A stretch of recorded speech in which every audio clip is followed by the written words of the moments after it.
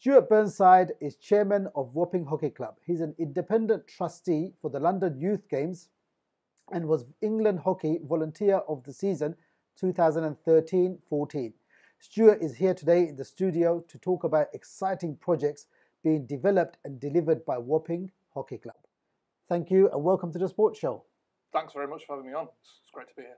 Tell us a little bit about the background of Wapping Hockey Club. Well, Wapping was really an Olympic legacy project founded after the 1988 gold medal. You probably remember that out in Seoul, people like Sean Curley, those guys. And really what happened was Tim Poton, who founded the club, was inspired to get a group of his friends together to bring hockey into inner London for the first time.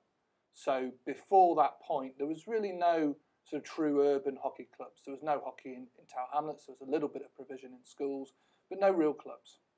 And that's why we then entered the league in 1989 in the bottom division, which I think was Division 11 at the time.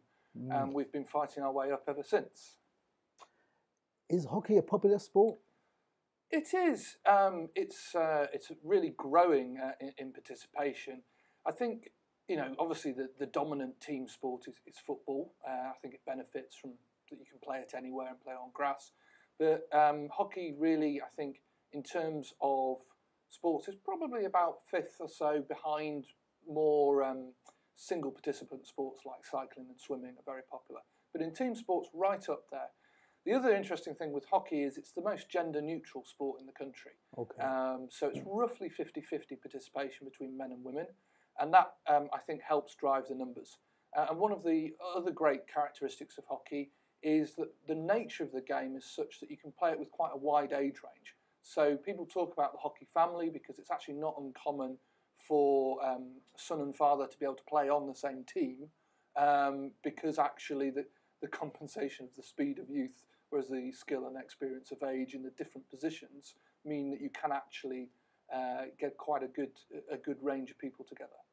So what we've seen certainly in Tower Hamlets has been strong demand for many years, but the difficulty has really been about getting the right level of access to facilities.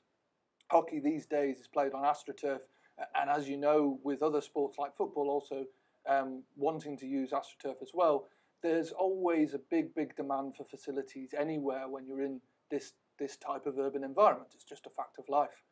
But what we've seen certainly is big growth, and over the last few years since we've added additional facilities, we've grown from, I think, about 199 members in 2013 to about 350 players now. So big growth, lots of popularity, and I think there's a lot of opportunity for people in schools. Because the other thing to bear in mind with sport, and I see a wide range of sports with my London Youth Games hat on, is that different physiques suit different sports. So whilst one person may be right for football, another person may be right for rugby, another person may be right for hockey. So it's a really good to have as wide a range of sports as possible available, for the borough and particularly the borough's children, I think. You mentioned Olympic legacy. How important has that been in the development of Wapping Hockey Club? Well, it's really caused an explosion for us, actually. We were founded because of the '88 Olympics, but the 2012 Olympics, what has happened as a consequence of that is the legacy has led to the creation of the Lee Valley Hockey and Tennis Centre, which is on the site where the disability tennis was in the Olympics, so up at Eton Manor on the northern edge of the Olympic Park. And they've put in there 2 international grade pitches and a 3,000 capacity stadium, which can expand up to 15,000, as it did when we hosted the European Championships last summer. And really, that's taken us from a club that had one 27-year-old AstroTurf to 2 international grade pitches. And then with the completion this January of the refurbishment of the John Orwell Centre, we now have 3 pitches which are suitable for first-class hockey.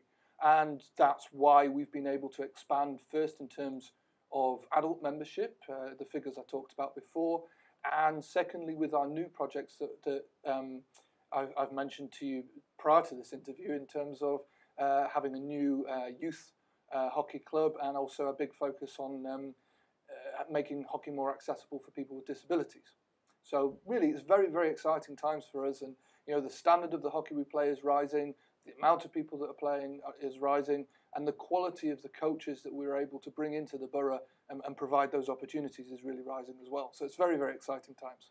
So with these exciting new developments, surely now you must be able to attract interest from a better caliber of player and coach. How has that been? Well, that's certainly the case. I mean, just to give you an idea by measuring in terms of our first teams, I mentioned in '88 we started in something like Division 11. By the time you get up to 2000, we're in Division 4, I think, which, if I translate that into football, is roughly the same as the Essex Senior League. So where we've then gone since then to in the case of the men's first team, the top of the East Premier A, which is third tier nationally, and the ladies are at top of East Division 1. That is really the equivalent of if you took a team in the Essex Senior League, like London Bangla, say, Sporting Bengal, London Bangla, so Sporting Bengal or Hamlets FC or any of these Essex Senior League sides, if they in the space of 15 years got promoted so many times that they were at the top of Division 1, so they're Leyton Orient, but top of the league, looking to get promoted into Championship, that's what's happened with hockey in Tower Hamlets. That's the progression in 15 years. So that is incredible in itself. But also then you add the national stadium. So we're playing at Hockey's Wembley.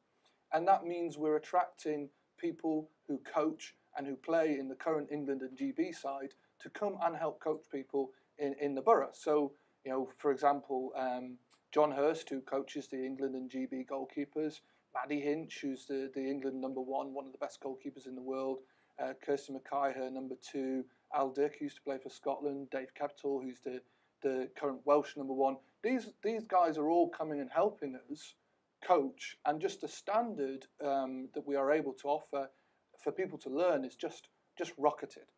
Even in the space of the last 3 years, the development has been really crazy. I mean, it's and you start getting these big names in, and of course then you're able to position yourself differently with the media. You're able to get more in the way of sponsors, and that really puts us in a different position in terms of what we can afford as well. Sounds like some brilliant opportunities available there. What if local people want to take advantage, if they want to come and watch, or if they want their children or even themselves to participate in coaching sessions? What's the best way to go about it? Well, it's very simple. So if you want to come and watch, no thought is required. Just turn up. So we play every Saturday. We're at the John Orwell Centre, which now has covered spectator seating, which it didn't used to before, and it now has step-free access and some space for wheelchairs in that seating as well. Or in the Olympic Park, the Lee Valley Hockey and Tennis Centre. Again, there's lots of seating there, and people can come and watch, and we have some very high standard stuff on there now. In terms of playing, it's very simple. You just, if you're an adult, you email Wapping, WAPPING, hc@gmail.com, and you ask to come to some sessions, and we're able to offer a really wide range. So we take people who've never played before, and we also take people who are have played internationally.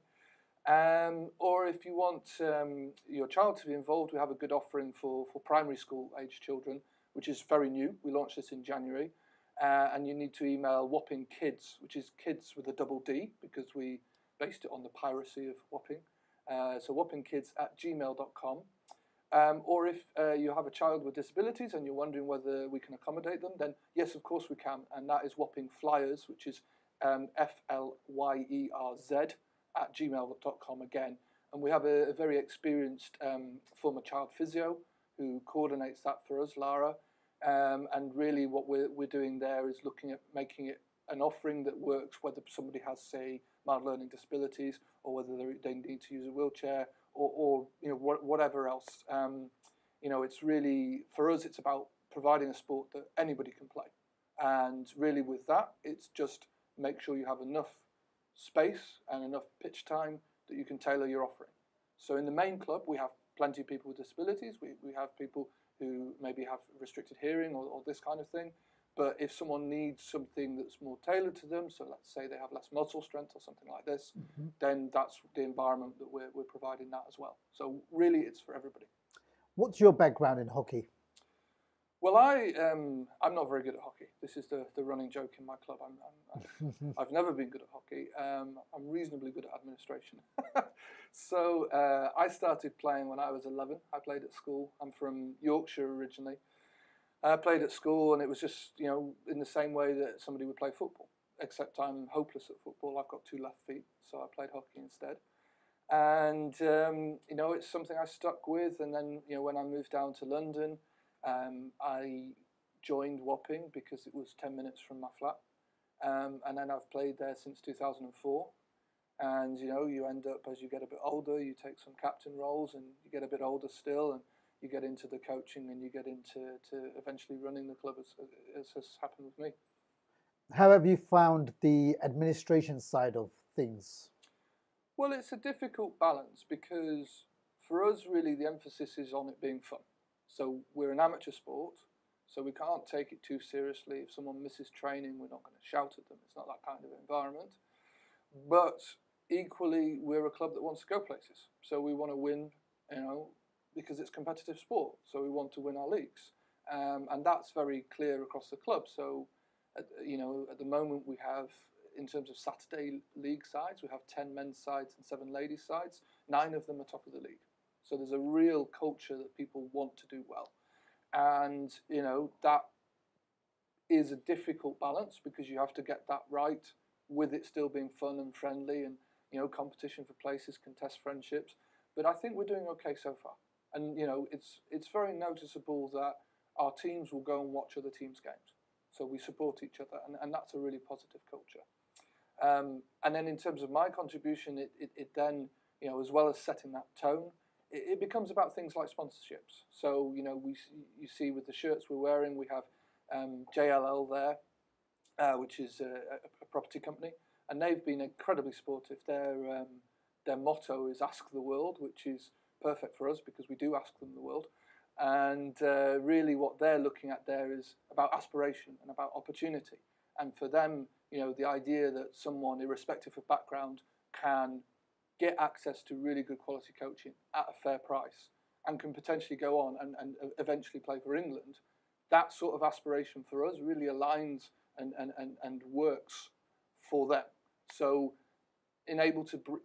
my background, I work in the city as well as doing the hockey stuff, and really that's been very positive for the club because I've been able to identify commercial partners who share the same kind of vision as us. Because it's not just about asking someone for money. You want a partnership where it's more meaningful and where you see things the same way, and that's what I've been trying to bring. How important is the role of a volunteer at the club? It's enormous. It's enormous. So there's a range of levels of volunteering commitment. I mean, for me personally, I think I do 20 hours a week unpaid, something like this. But obviously we don't expect everybody to do this amount. But there's a wide range from, you know, if I take coaching as an example, for the first teams, you need very experienced coaches. So you often need to bring them in from outside the club and you need to pay them. But when you go lower down, the way that has a trickle-down effect is then the first team, the second team players, they then become the coaches for the lower teams. So they accept that they're receiving something that everybody pays for from the membership fees, and then they turn that into something that helps the lower teams by then volunteer coaching. I mean, that's one example. Similarly, you know, we need umpires, we need people who are going to arrange social events, parties, someone to put all of the fixtures in a spreadsheet, which, as you can imagine, with, you know, 17 Saturday sides and probably, I think we're on 24 sides overall once you add in mixed and indoor. You know, there's a lot of things to put in a spreadsheet, or keeping the social media accounts running, or any of these kind of things. It all takes people's time. But I think because we're going places and because people feel that energy and feel that this is a club that can achieve, then people are willing to help. And you see that with the new club for youth and the disability. All of the coaches for this they're not charging. Another offering that we have is over the summer we have a program that's just for beginners. So we host a summer league, which is very high standard. But alongside that, we have something that if you've never played before, or you maybe used to play at school, haven't played for 10 years, you can come and play. And that we were able to provide for free last year because the coaches didn't charge, and we had some money from the Mayor of London free sport funding. And that meant that people were able to come and play with us and learn hockey for free over the summer. And that's what I believe in, because it's about the opportunity to access the sport. It's not going to be right for everyone, but if you can remove the barriers and make it a sport that is accessible to everybody, then people can get a positive experience out of it and hopefully share the love that I have for the game. Wapping Hockey Club is a tremendous example of how a small club using the Olympic legacy has taken on their grassroots role, taken it very seriously and engaged with all sectors of the community. We wish them the very best of luck for the future. Thank you for watching The Sports Show.